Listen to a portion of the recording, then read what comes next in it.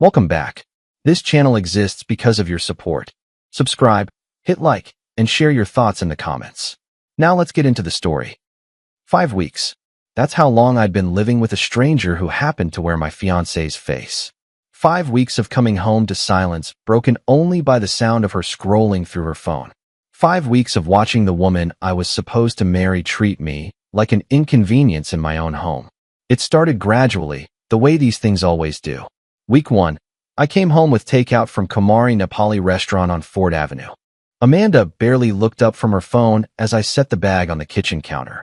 We ate in near silence, her eyes fixed on whatever was so fascinating on that screen. When I suggested we watch something together afterward, she said maybe later. That night in bed, when I reached for her, she turned away. Week 2. I tried harder. Planned a date night at the Bygone, that rooftop bar in the Four Seasons she'd always wanted to try. She canceled last minute. Not in the mood, she said. I brought her coffee every morning that week. She'd take it without looking up, without a thank you, like I was a delivery service instead of her partner. I tried talking about wedding plans. Her answers came in single syllables. Fine. Sure. Okay. I suggested a weekend trip to Annapolis.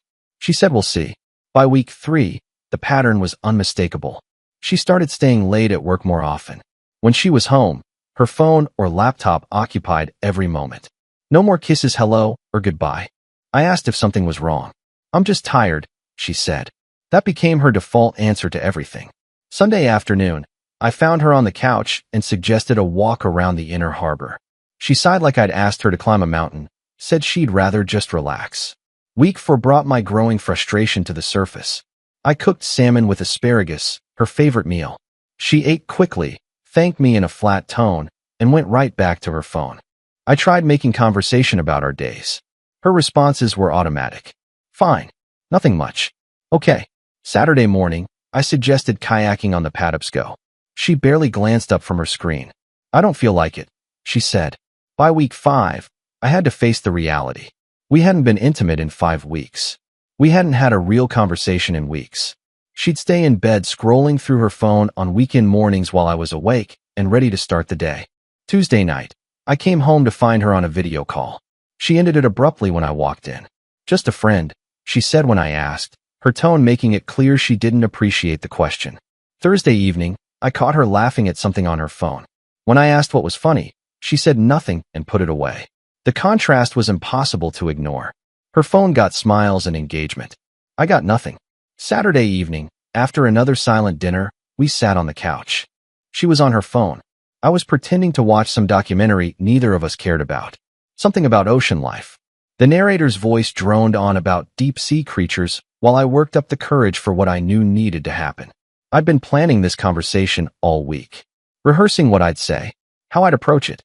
But now that the moment was here, my heart pounded against my ribs. I reached for the remote and turned off the TV. The sudden silence felt heavy. I shifted on the couch to face her directly. We need to talk about what's happening with us. She didn't look up from her phone. Her thumb kept scrolling. What do you mean?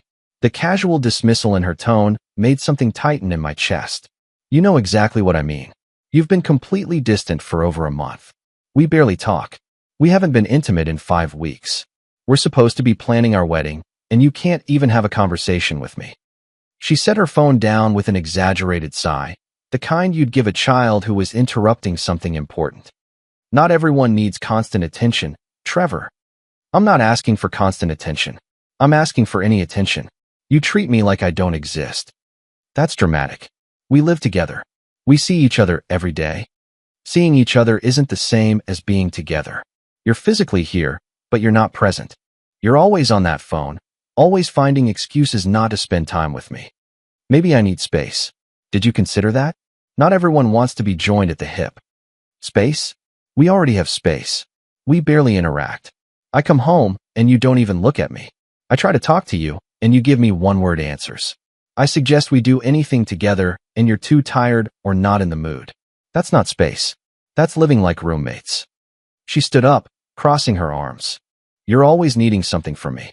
Always wanting to talk, or do something or plan something. It's exhausting. Wanting to spend time with my fiancé is exhausting. The way you do it, yes. You're so clingy. My previous relationship never made me feel this ignored about what I needed. The words hit the air between us and stayed there. My previous relationship never made me feel this ignored about what I needed. She'd just compared our engagement to her relationship with Patrick, the guy she dated for 2 years before me. And apparently, I was coming up short. I sat there processing what she'd just said. She stood with her arms crossed, looking at me like she'd made a valid point instead of dropping a bomb on our relationship. The woman I'd proposed to 8 months ago had just told me her ex-boyfriend was better at meeting her needs than I was. I felt something shift inside me. Not anger exactly. More like clarity. The kind that comes when someone shows you exactly where you stand in their priorities. I see, I said quietly, standing up. What's that supposed to mean? It means thank you for finally being honest about how you feel. I'm not saying I don't love you. I'm just saying maybe you could learn something about giving me space. Space. Right. I headed toward the bedroom. Where are you going? We're talking. No. You just told me everything I needed to hear. That night, she went through her usual routine like nothing had happened. Brushed her teeth, did her skincare, climbed into bed, picked up her phone. Business as usual for her. But something had changed for me. I lay there in the dark, listening to her scroll through social media, and the sentence kept replaying in my head. My previous relationship never made me feel this ignored. She hadn't just rejected me. She'd ranked me, and I'd lost to a ghost. I woke up Sunday morning with a strange sense of calm. For the first time in weeks, I wasn't planning how to reconnect with her. I wasn't thinking about romantic gestures or conversation starters. Amanda was already downstairs when I came down. I poured coffee, took it, and left for a drive without explanation. Where are you going? She asked. Out. I drove to Fort McHenry and sat in the parking lot overlooking the harbor. Processing. Thinking. Realizing the relationship had been dying for weeks. She'd just finally given it a name.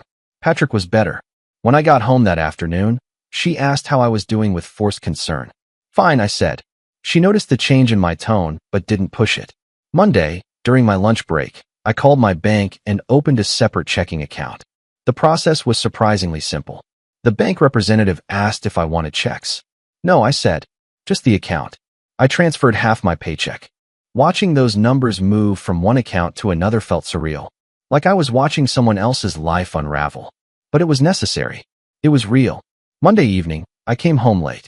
I'd stayed at a coffee shop on Charles Street, planning, thinking, making lists in a notebook I'd bought specifically for this purpose. Steps to take, documents to gather, people to call. Amanda looked up when I walked in after 9. You're late, she said. There was something in her voice. Not quite accusation, not quite concern, just observation. Yep, I replied. That's all you're going to say? I set my keys on the counter and looked at her. What else would you like to know? She seemed confused by the response, but let it drop. Went back to her phone. Tuesday, I took a half day off work without telling her. Called it a personal appointment. Met with a family law attorney in a building downtown. The office had that generic professional look. Leather chairs. Framed degrees on the wall. The attorney was straightforward. Asked about our situation. I explained. Just gathering information, I told myself. Just learning about lease obligations, separation timelines. The attorney asked if I was sure about this. She told me her ex never made her feel ignored. I said. The words sounded absurd out loud, but they were real. I'm giving her what she wants. No more attention from me. Tuesday evening, I brought home takeout for one. Usually, I got enough for both of us. She noticed. You didn't get me anything? You said I was clingy, I replied. I'm working on that. I ate in the bedroom instead of with her. Wednesday, I started gathering documents. Birth certificate, passport, financial records, insurance papers. Put them in a folder in my car trunk. Amanda was at work. She wouldn't notice. Wednesday evening, she tried engaging me in conversation. She'd finally noticed the change and didn't like it. You're being weird, she said. How so? I don't know. Distant. Interesting, I said, returning to my book. Is this about what I said Saturday? Which part? She looked frustrated. You're being passive-aggressive. I'm being exactly what you asked for. Less clingy. Thursday, I went through our apartment mentally cataloging what was mine, what was hers, what we'd bought together. Most of the valuable items were mine. I packed a gym bag with essentials and left it in my car. Called my college friend Brian, who lived in Towson. You're really doing this? He asked. She compared me to her ex.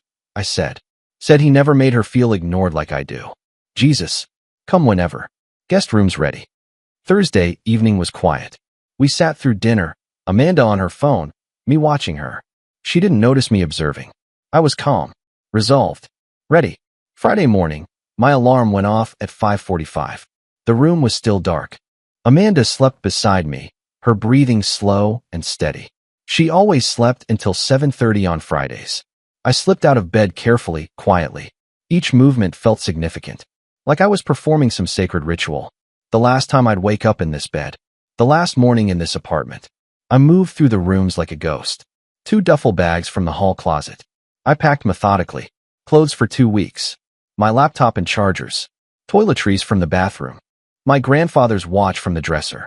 The signed baseball I'd had since I was 12, still in its display case. Photos of my parents. Everything went into the trunk of my car with the folder of documents I'd gathered. The apartment looked different in the pre-dawn darkness. All our shared memories felt distant. Moving in together 3 years ago. The excitement of setting up our home. Planning the wedding. Picking out that couch where we'd had our last real conversation. All of it felt like it belonged to different people. People we weren't anymore. I returned one last time to write the note. My hand shook slightly as I pressed the pen to paper. You wanted someone who understood what you needed. Now you're free to find that person. The previous relationship is behind us both now. I read it twice. Considered adding more. Decided against it. Simple was better. Direct was better. I left it on the kitchen counter where she'd see it when she came down for coffee. Left my apartment keys beside it. Took only my car key. One last look around. The kitchen where I'd made her coffee every morning. The living room where we'd spent countless evenings. The bedroom where she'd turned away from me night after night. And that sentence echoing in my head. My previous relationship never made me feel this ignored. I closed the door quietly behind me. The lock clicked softly. Final. The drive to Brian's place in Towson took 20 minutes up Interstate 83. I felt lighter than I had in weeks. Not quite relief. More like I could breathe again. Brian was awake with coffee ready when I arrived around 6:15. How you feeling? He asked. Like I can breathe again, I said. She's going to lose her mind when she finds that note. Probably. But that's not my problem anymore. I set up in his guest room and turned off my phone. I wanted Amanda to discover my absence naturally. Not because I failed to answer a text. Around 8:30, I turned my phone back on. 9 missed calls. 14 text messages. 8:47. Where are you? Your note doesn't make sense. 9:15. Trevor, seriously, where did you go? 9:45. This isn't funny. Call me back. 10:30. I don't understand what's happening. Why did you leave? 11:20. Your stuff is gone. Where are you staying? I sat there reading them. Brian noticed. She freaking out. Yeah. You going to respond? Not yet. She needs to sit with what she said. The afternoon messages shifted in tone. 12:15. You can't just leave without talking about this. 1:30. This is childish. We're supposed to be adults. 2:45. If you think running away solves anything, you're wrong. 3:30. Fine. Stay gone. See if I care. By evening, worry crept into her messages. 6 o'clock. I called your friends. No one knows where you are. 7:15. Please just tell me you're safe. 8:30. I'm sorry if what I said upset you, but this is extreme. 9:45. I can't sleep not knowing where you are. 11:20. Please, just call me. I noticed what she didn't say. She was sorry if what she said upset me. Not sorry for saying it. Not sorry for meaning it. Saturday morning, Amanda tried calling from a different number. Her friend's phone, probably. I recognized the tactic and didn't answer. The voicemail said she knew I was ignoring her calls, but this was getting ridiculous. We needed to talk like adults. That afternoon, she drove by Brian's apartment building. I watched from the window as she approached. Brian went down to intercept her. I could hear raised voices from upstairs. She insisted she needed to talk to me. He told her I didn't want to talk to her. She stayed in the parking lot for 3 hours before finally leaving. Sunday was quieter. Only 6 calls, 8 messages. She seemed to be regrouping. I've been thinking about what I said. Maybe I was too harsh. I do need space sometimes, but I didn't mean I wanted you gone. Can we please talk about this? Still no real apology. Still no acknowledgement that comparing me to Patrick was wrong. Monday, she tried calling my workplace. The receptionist told her I wasn't available. Later that day, she showed up at my office building. I'd prepared for this. Called security in advance. They removed her from the building. She caused enough of a scene that my coworkers noticed. Her messages afterward focused on the embarrassment. You had me escorted out? In front of everyone? Do you have any idea how humiliating that was? People are going to ask questions. Everyone knows something's wrong now. This affects more than just us. She was upset about the embarrassment, not about what she'd said that led to this. Tuesday, Amanda's sister Melissa texted me. Trevor, this is Melissa. Amanda gave me your number. She's a mess. I don't know what happened between you two, but she hasn't slept in days. She won't eat. She's calling in sick to work. You need to call her. I didn't respond. Amanda's messages grew more desperate. I can't believe you told security to remove me.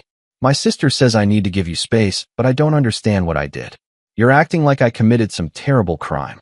All I said was that I needed space. That wasn't all she said. She said her previous relationship never made her feel ignored. But she was already rewriting history. Wednesday afternoon, Amanda's mother Patricia called. I answered, curious what this would be. Trevor, this is Patricia. We need to talk about Amanda. Hello, Patricia. She's falling apart. She keeps asking where you went. She won't eat, won't sleep. I've never seen her like this.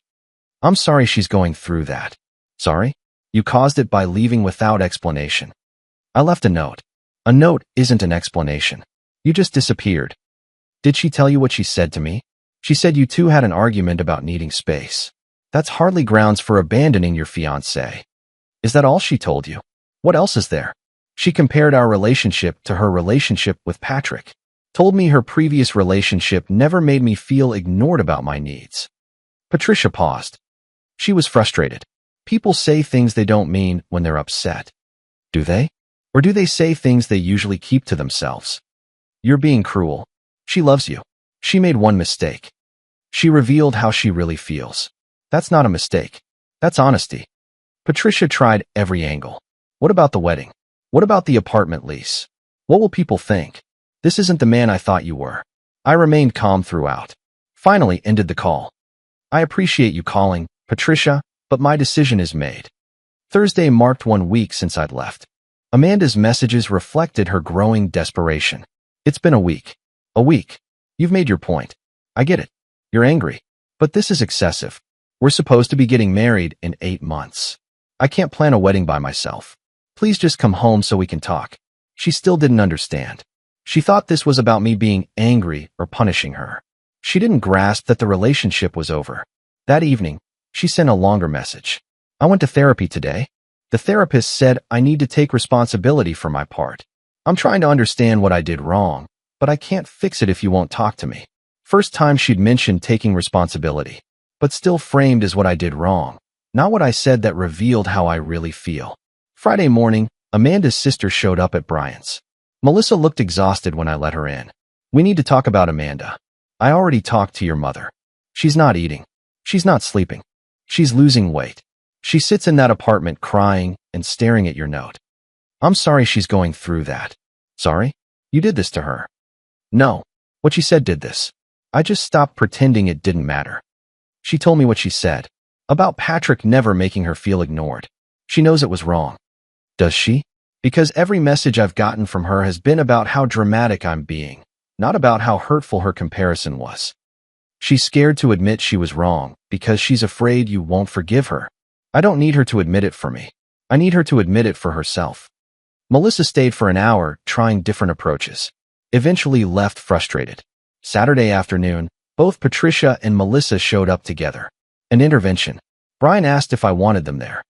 Might as well get this over with, I said. Patricia started immediately. This has gone on long enough. Has it? She's destroying herself over this.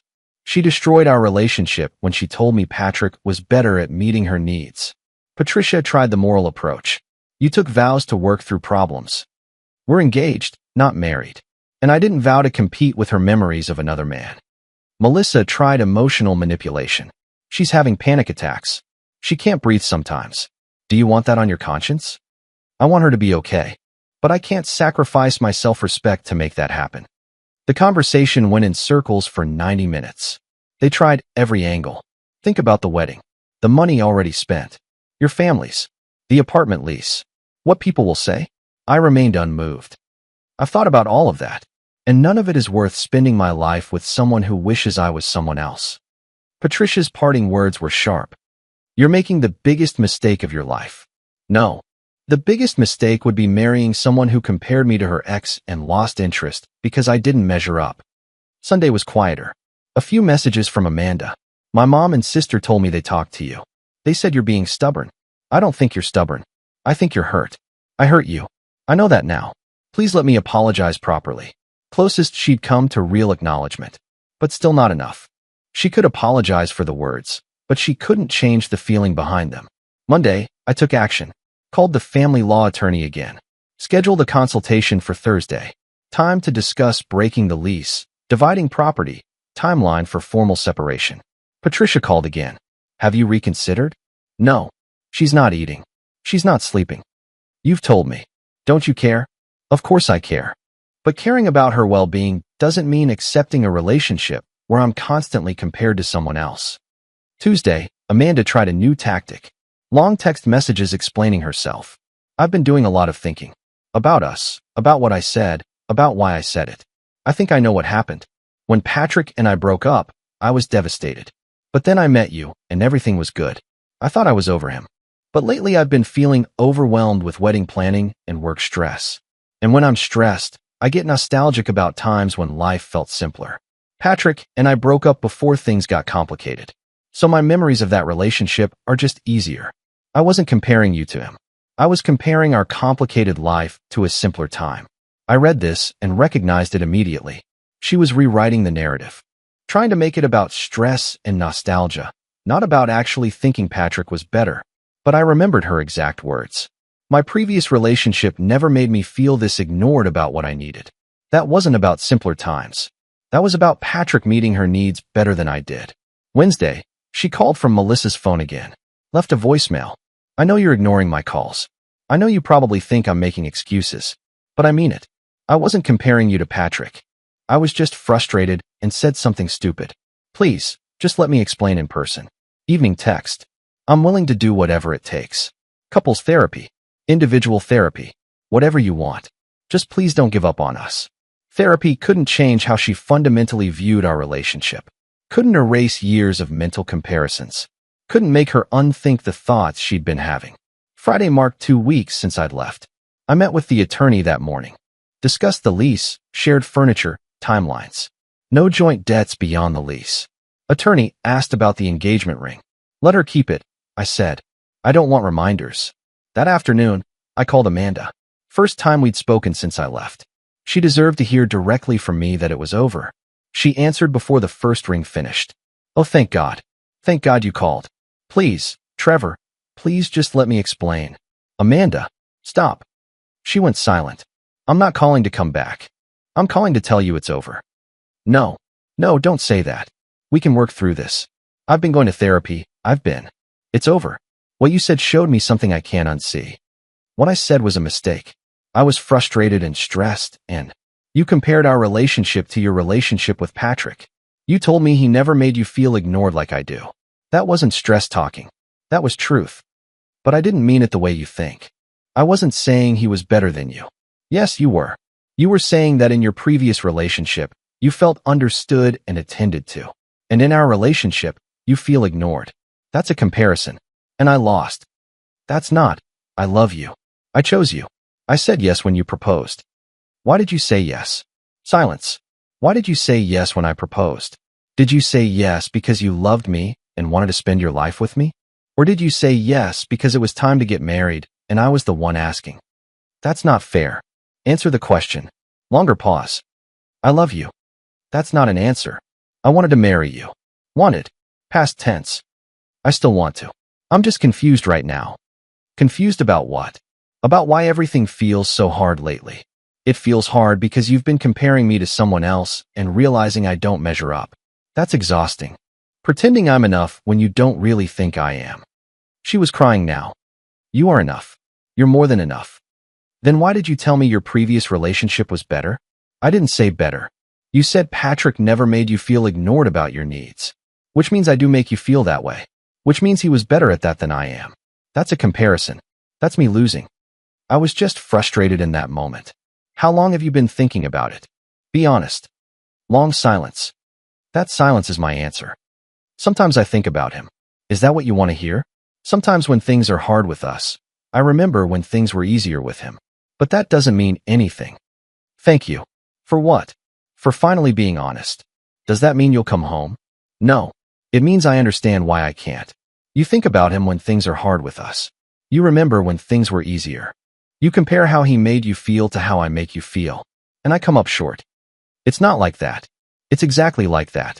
And I can't spend my life trying to be someone I'm not. Trying to compete with your memories. I'm not asking you to compete. I'm asking you to come home. So you can keep wishing I was more like him? Keep thinking about how much easier it was with Patrick? I deserve better than that. I'll stop. I promise I'll stop thinking about him. You can't promise that. And even if you could, I'd always know you had to try not to. That's not a relationship. That's you forcing yourself to be satisfied with second place. You're not second place. Then why am I the one you compare to first place? No answer. I'm going to contact the landlord about breaking our lease. I'll pay my share of the break fee. We can divide the furniture however you want. You're really doing this. You did this 2 weeks ago when you told me the truth about how you feel. What about the wedding? What about our families? What about everything we planned? Better to cancel a wedding than divorce after marrying someone who wishes you were someone else. I don't wish that. Yes, you do. Maybe not consciously. Maybe not all the time. But when things get hard, when you're stressed, when I'm not meeting your needs perfectly, you think about Patrick and how he did it better. That's wishing. She was sobbing. Please don't do this. I'm not doing anything. I'm accepting what you showed me. So that's it. For years and you're just done? 4 years of you secretly keeping score between me and Patrick. Yeah, I'm done. I wasn't keeping score. Your previous relationship never made you feel this ignored. That's a score. And I lost. Silence on the line. I need to go. Wait. Goodbye, Amanda. I hung up, blocked her number, sat in Brian's guest room feeling peaceful, like I'd finally closed a door that should have been closed weeks ago. 3 months later, I signed a lease on a studio apartment in Canton. Smaller than what Amanda and I had shared, but it was mine. Everything in it reflected my choices, my taste. No compromises. I ran into Melissa at a coffee shop in Fells Point one morning. She looked uncomfortable, but approached. Hey. Hi. How are you? Good. You? I'm okay. Listen, I wanted to say I'm sorry. For the intervention. For not understanding. It's fine. You were protecting your sister. She's not doing great, Melissa said. I'm sorry to hear that. She moved back in with our parents. Couldn't handle the apartment alone. She tried dating, but it didn't work out. She tells people she made the biggest mistake of her life. That's unfortunate. Melissa looked at me carefully. Is it weird that I think you made the right call? I was surprised. What? I've seen her with her exes. She does this thing where she idealizes them after they're gone. She did it with Patrick when she was with you. Now she's doing it with you. I don't think she knows how to appreciate what she has until it's gone. That's very honest. Patrick wasn't as great as she remembers. Neither are you, probably. No offense. I laughed. None taken. But you were right that you shouldn't have to compete with a memory. Nobody should. We talked for a few more minutes. Melissa mentioned Amanda had asked about me recently. I didn't ask for details. That chapter was closed. Walking home to my new apartment, I realized something. I was grateful for what Amanda said. Grateful she finally told the truth. Because it saved me from years of marriage to someone who was mentally scoring me against someone else. Some mistakes aren't mistakes. Some truths, however painful, are gifts. Amanda gave me the truth. And I gave myself the freedom to walk away from it. I never looked back. Dear listeners, that's our ending. If it resonated, subscribe to support the channel. See you next time. 다고 봐 나는. 너가 이사 가는 게 나라냐고. 돈이 없어가지고 이제 저렴한 데로 이사 가는 거야. 집을 이제 작은 데로 가는 거지. 내가 돈 많아서 이사 가는 게 아니잖아.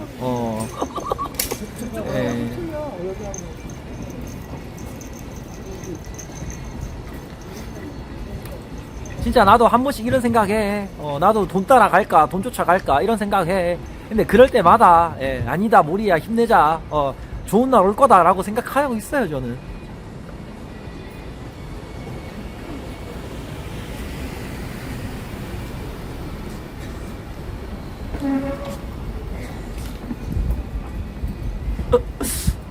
아니 원래 그래.